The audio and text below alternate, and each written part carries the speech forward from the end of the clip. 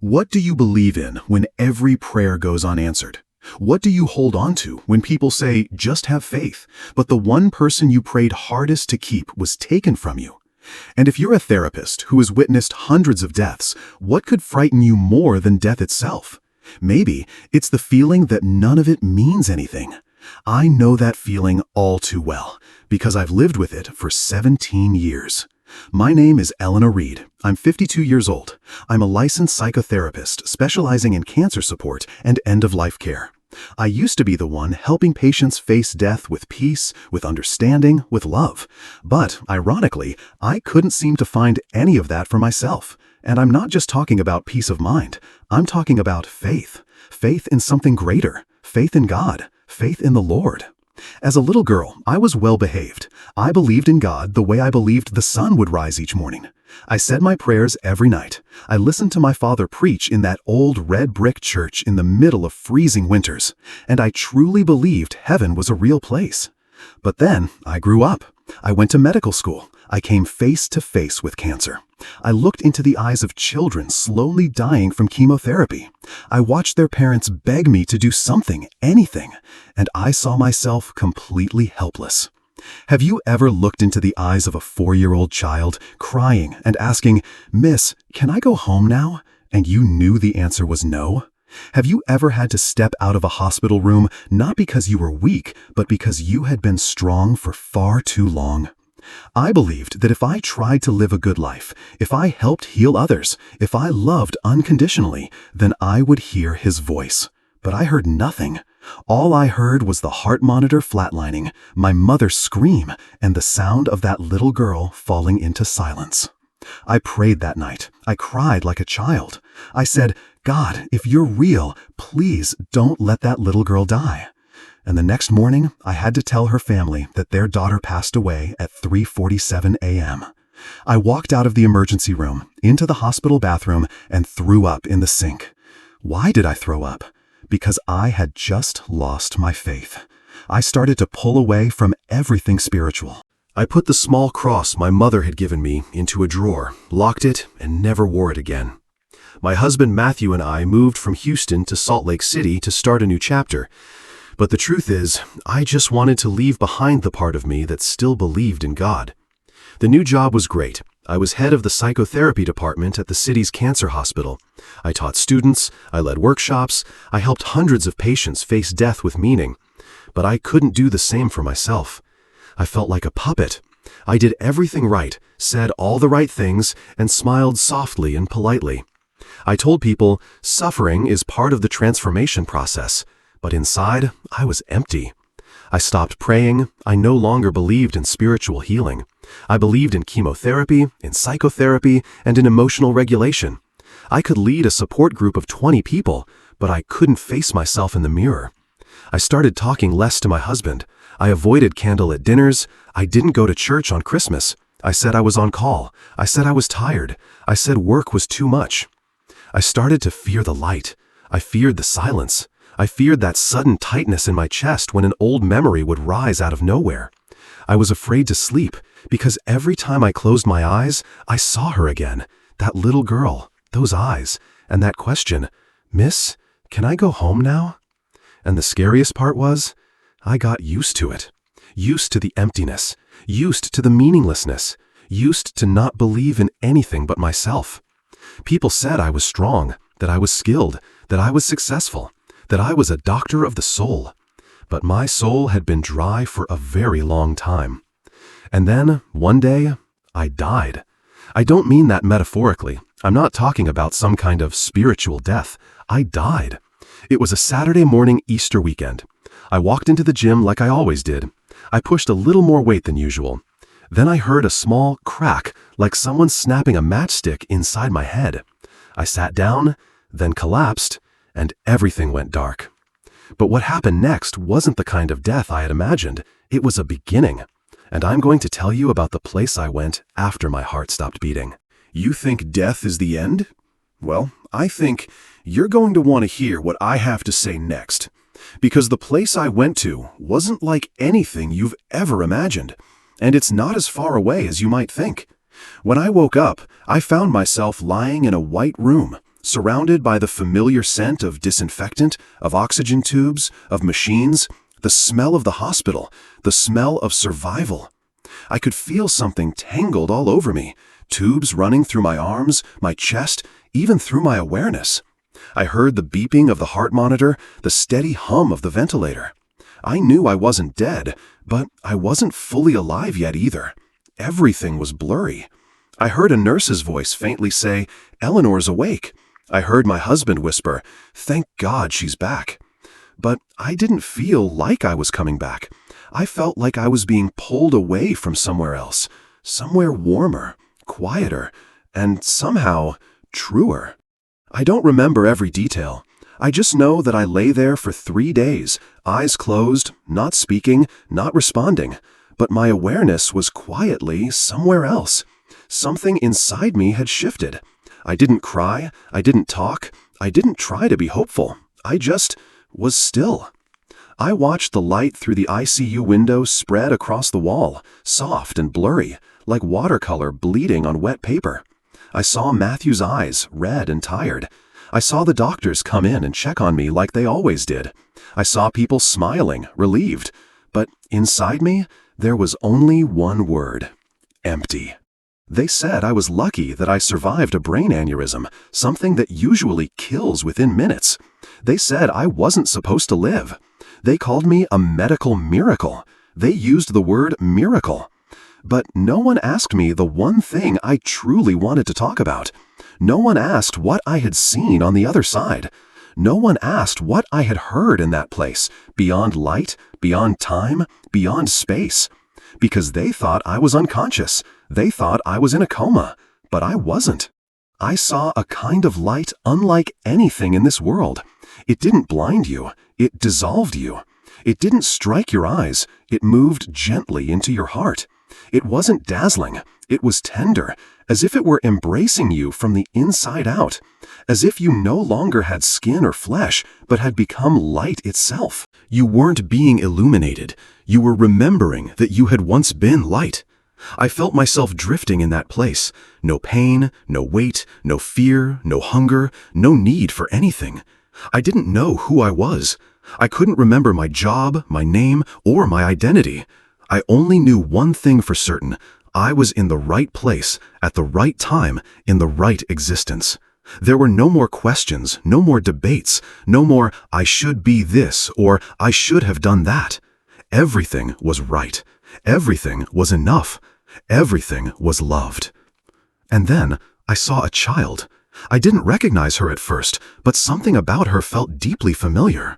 She stood there silently, yet her eyes spoke everything.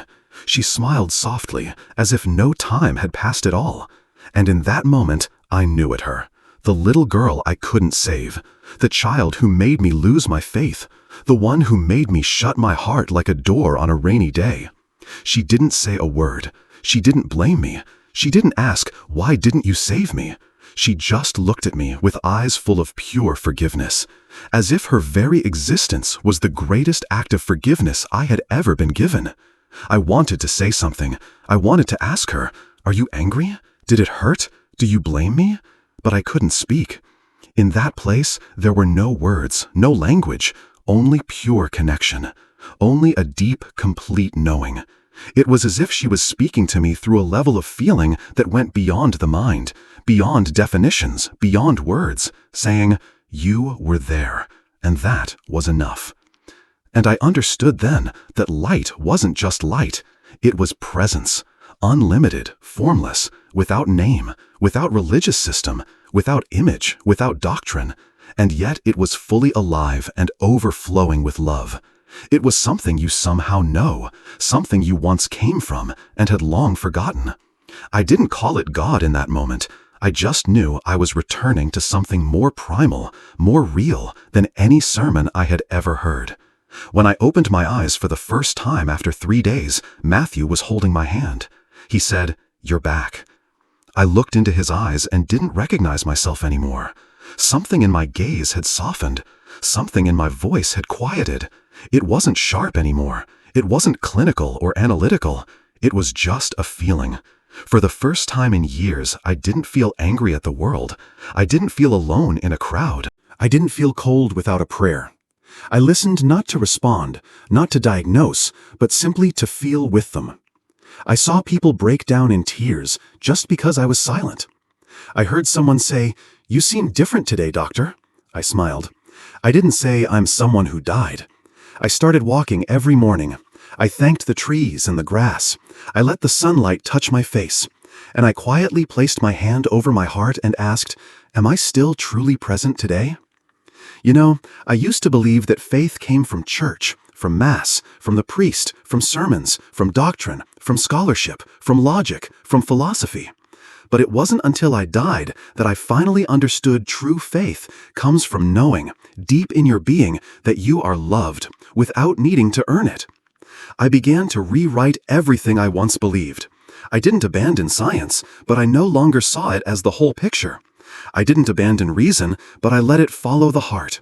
I didn't walk away from my work, but I understood healing doesn't come from me. It comes from the light I once passed through. Have you ever felt like you were living as a walking shell, just going through the motions to keep up appearances? Have you ever wondered, if today were your last day, what would you truly leave behind? I asked myself that question after I died, and then I decided to search for the answer. And the first thing I had to do was tell the story of where I had been.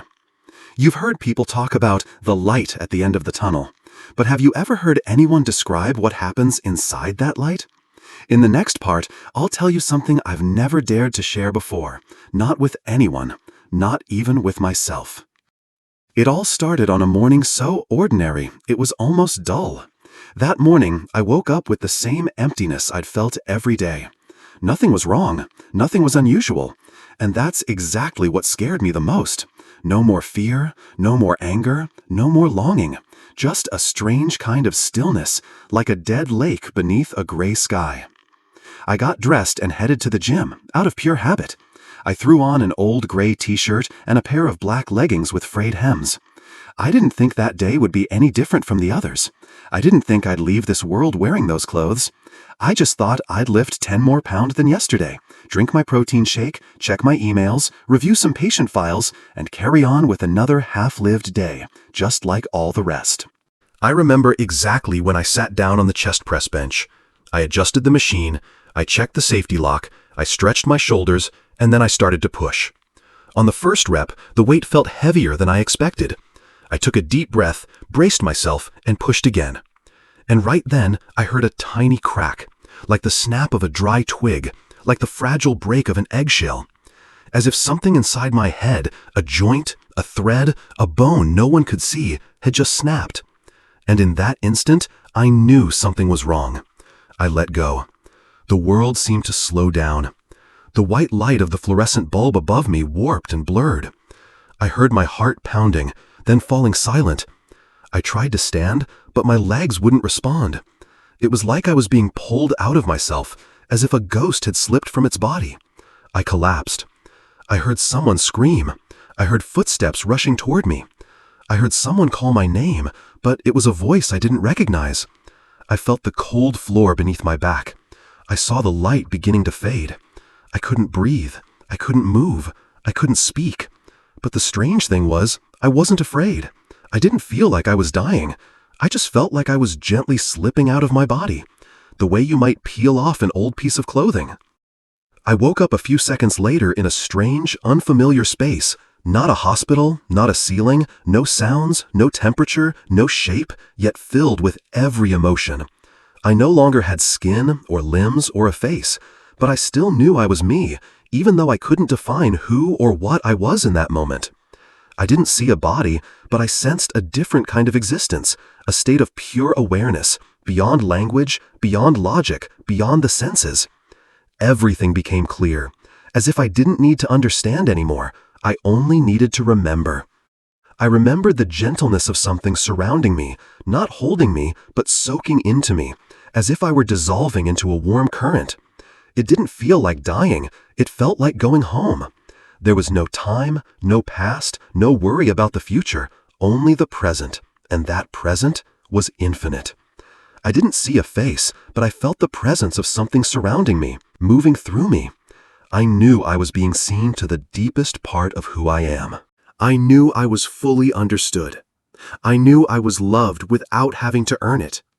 I don't know how I knew that, but I knew it as surely as you know you're breathing, even though you can't see it or prove it. I remember, in that moment, I asked silently. I said, I once lost my faith. I was angry with you. I turned away. I didn't believe in this light. So why am I here? The answer didn't come in words.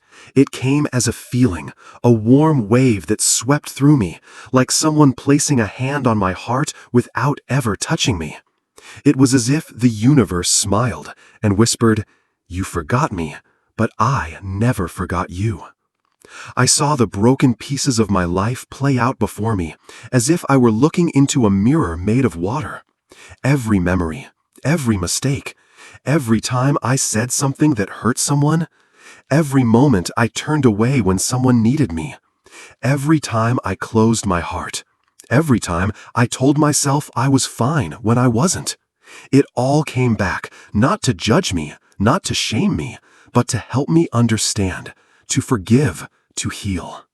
I also saw the good I had done, not grand, not glorious, just the gentle look I once gave a scared patient, just the time I held the hand of someone about to die, just the kind words I didn't even remember saying.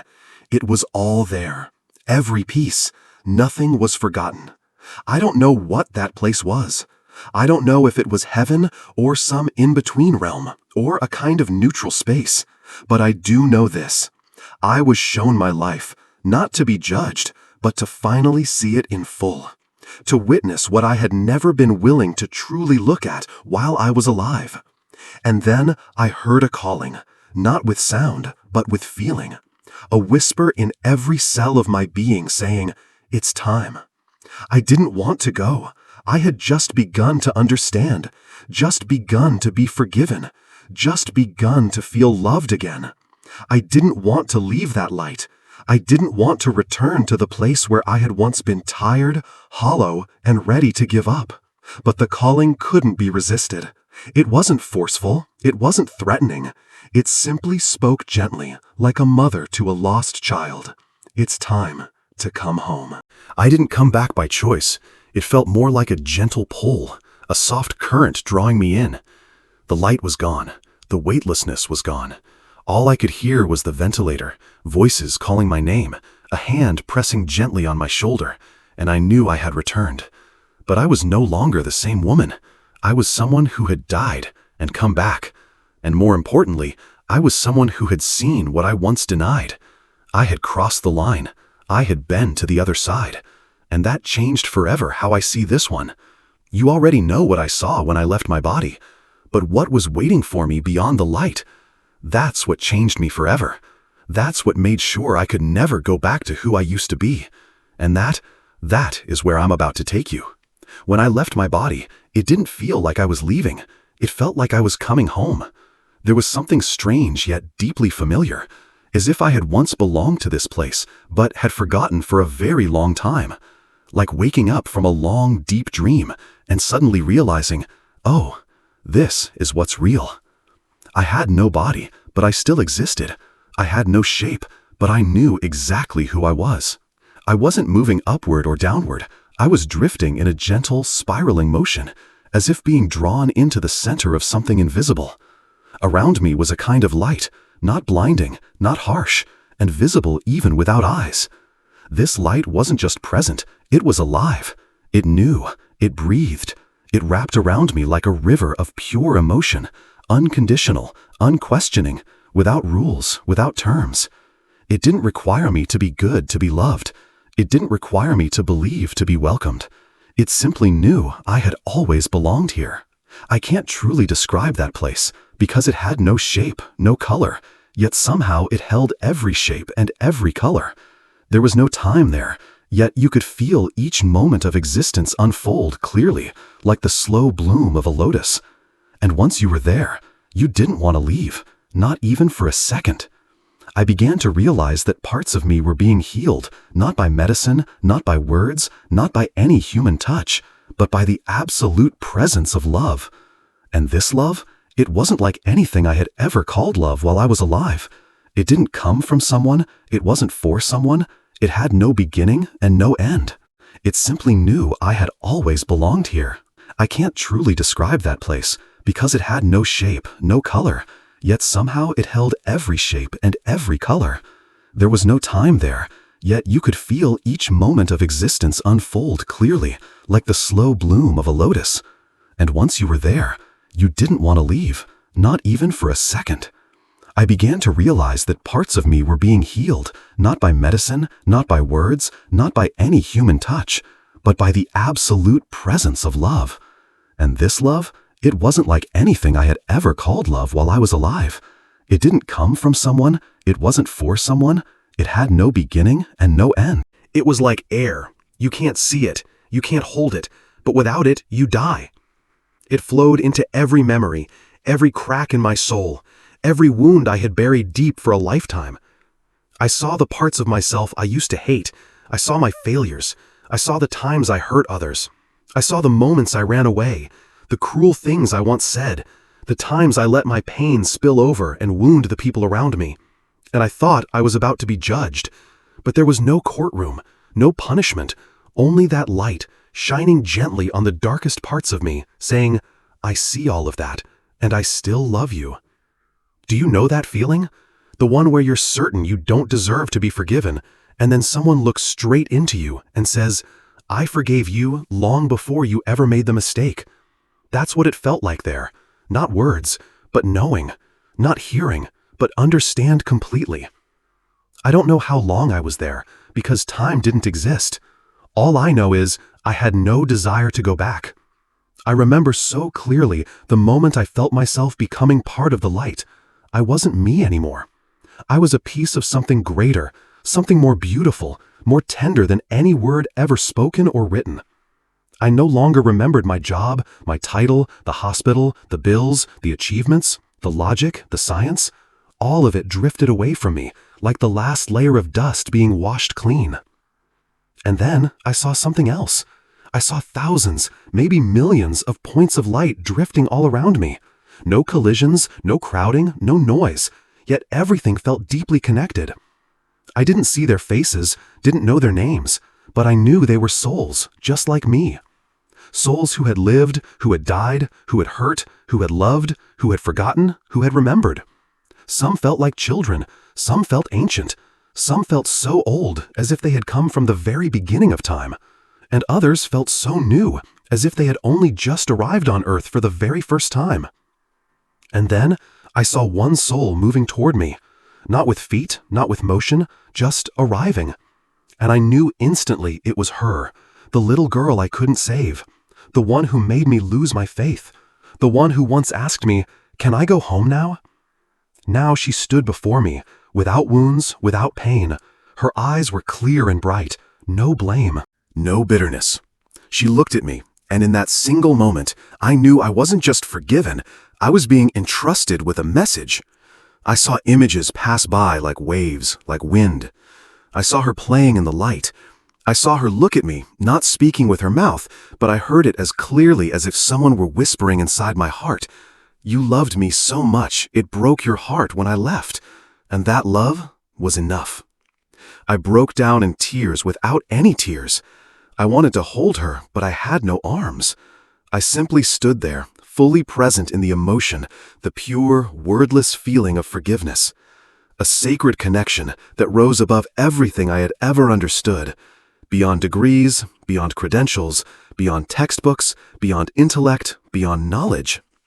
And then I heard one final thing, not with my ears, not with a voice, but with my whole being, like a current flowing through my soul. A message that needed no explanation, that couldn't be argued with, that no one could resist. That was the moment the light spoke to me in a language only the heart can understand.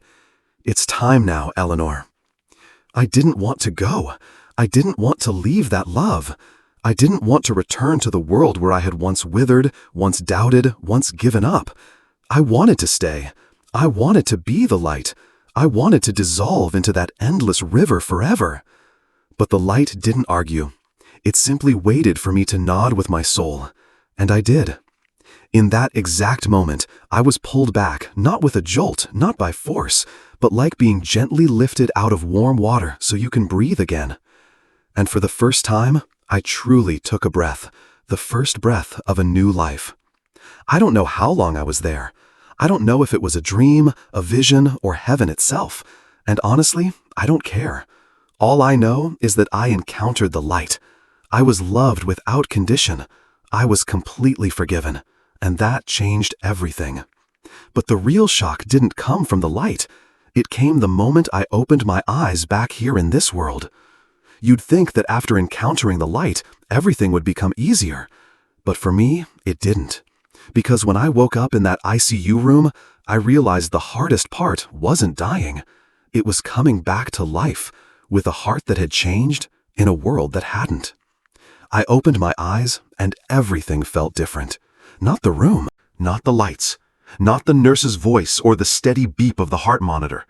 I had heard that sound thousands of times in my life, but this time it rose like a living melody. It wasn't just a sterile signal marking survival.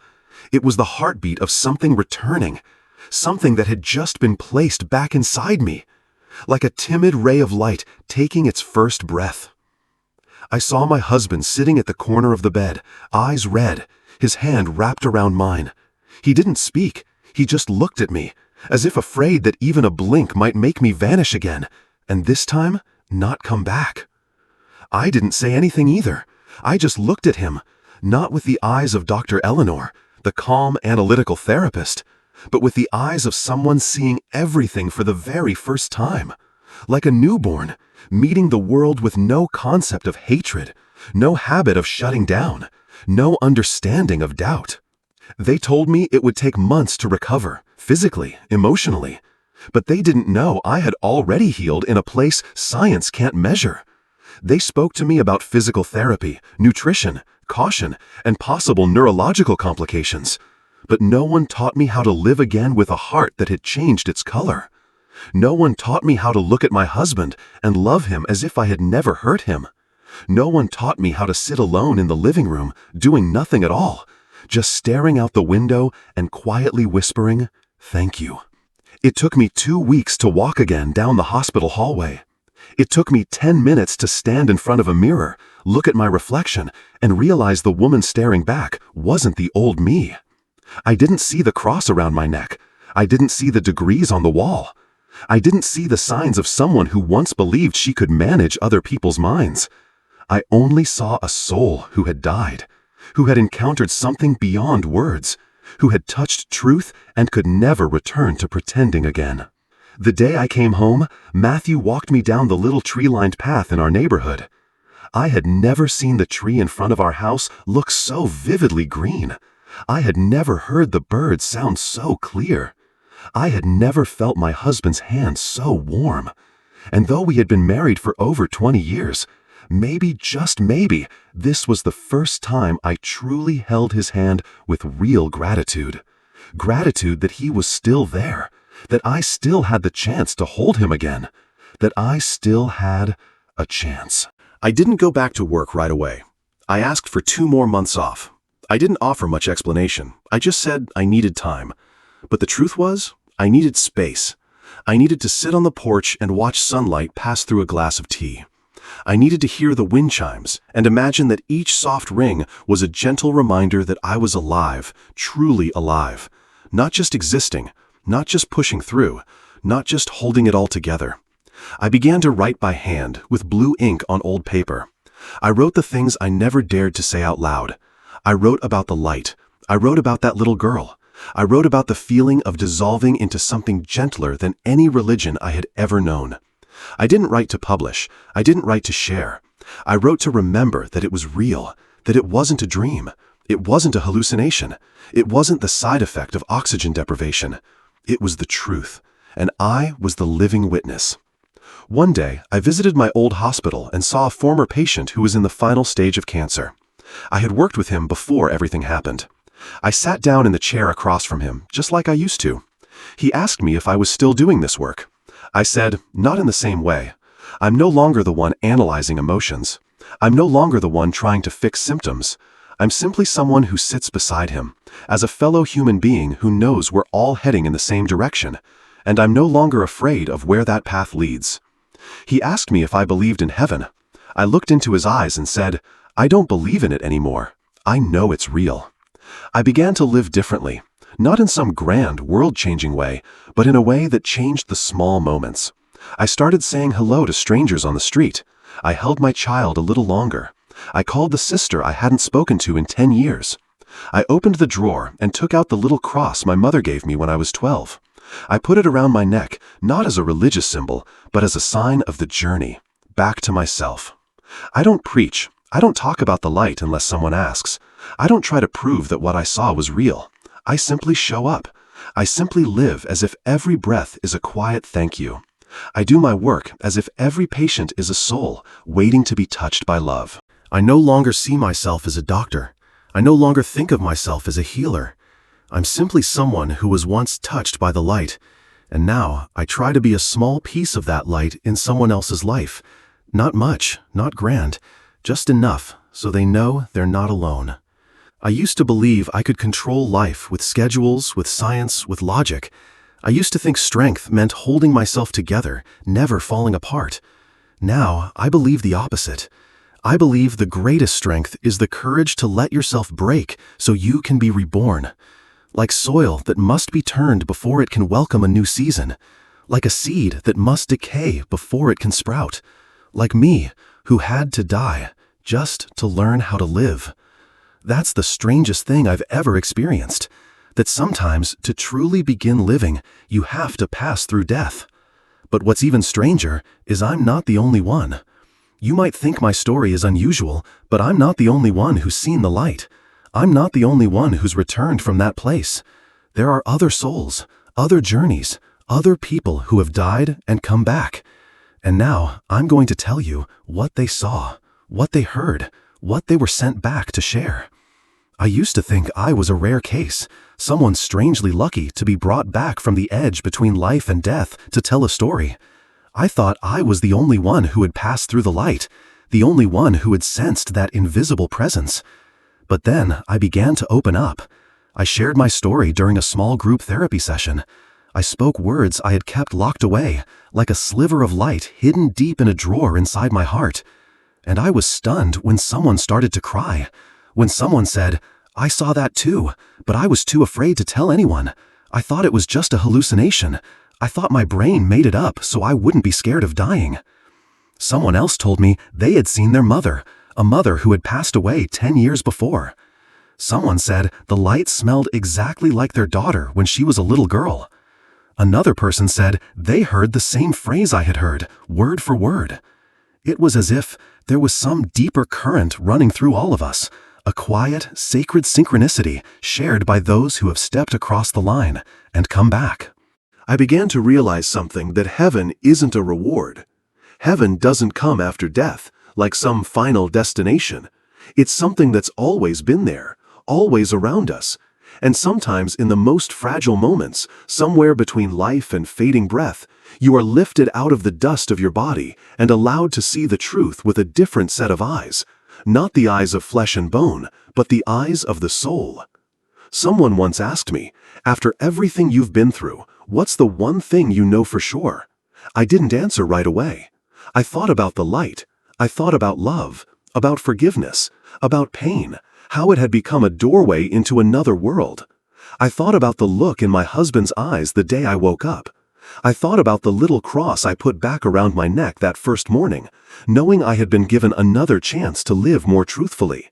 And then I answered, not heaven is real, not God is real, not the soul is real, but this, love is real, and nothing can destroy it.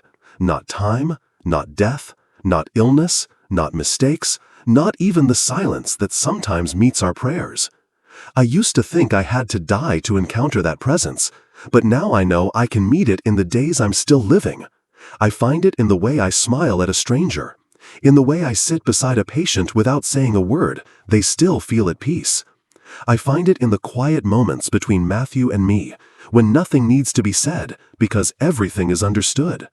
I find it in the morning bird song, in the scent of warm tea, in the simple, sacred presence of washing a glass or folding a towel with care.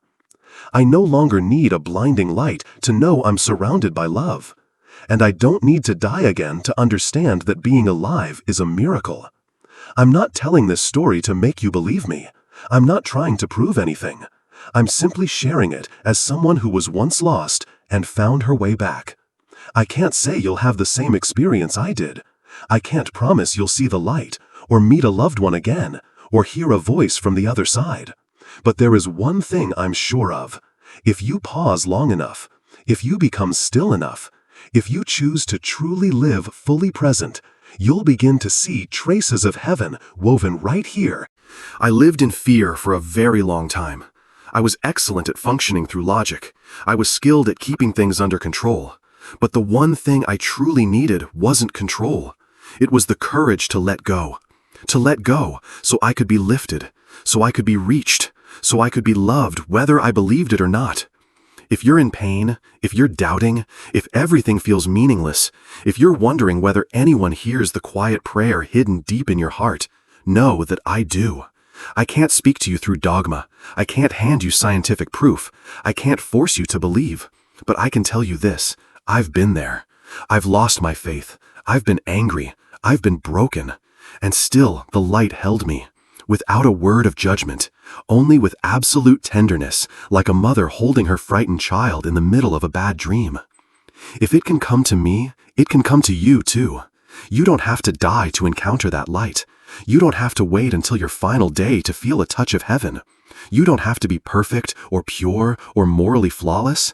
You just have to open your heart and live each moment as if it were your last, as if it were your final chance to love. As if the person standing in front of you is a soul crafted by the light itself. I'm no longer afraid of death, not because I know exactly what's on the other side, but because I've seen what's right here. I've seen what lives between every breath, what shines through every glance, what rests within every silence, what speaks in every gentle word. I've seen it, and I will never live the same way again. I was once a doctor. I once lost my faith. I once died. And I came back to life. But more than anything, I am a human being who was forgiven, who was loved, who was called back from the most beautiful place I have ever known, to return and tell you this. Heaven is real, but you don't have to wait until death to enter it. Sometimes the most sacred thing isn't something far away, but it's the courage to live one ordinary day as if it were the only one you had left.